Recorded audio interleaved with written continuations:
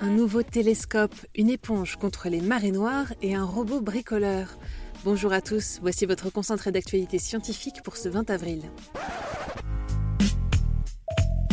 La différence entre l'homme des cavernes et nous, c'est le résultat de la science. Et ce n'est pas une opinion, c'est de la science. Notre monde n'est pas si moche. Une nouvelle menace pèse sur l'agriculture. 9 nouvelles sortes de chenilles hybrides résistantes aux pesticides ont récemment fait leur apparition. Une hybridation qui les rend plus tenaces mais aussi voraces car ces chenilles s'attaquent à plus de 100 plantes différentes. Des milliards d'euros de pertes sont à redouter au niveau mondial. Un mathématicien amateur offre une nouvelle piste au problème de Hadwiger Nelson. Le célèbre autodidacte Aubrey de Grey s'est récemment attaqué au problème qui tarabuste les mathématiciens depuis une 60aine d'années.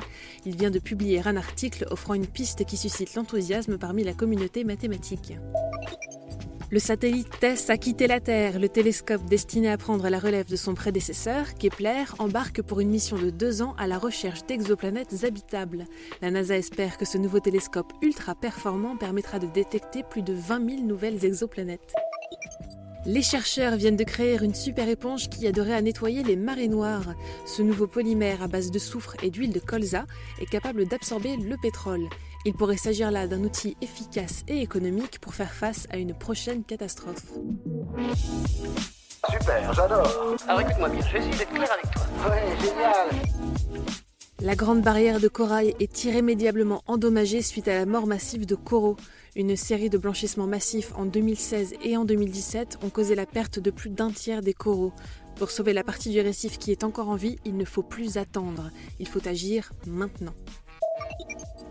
Nous sommes tellement proches de nos chiens que même nos excréments se ressemblent. Une nouvelle étude suggère que notre lien avec nos compagnons à 4 pattes serait visible jusque dans notre microbiome intestinal.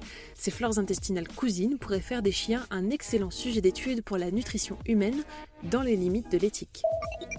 Un robot est parvenu à monter une chaise Ikea avec beaucoup plus de sang-froid qu'un être humain.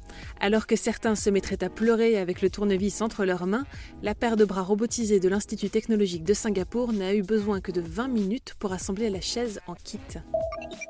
Et enfin, pour terminer, une naturopathe a administré de la salive de chien enragé à un enfant de 4 ans.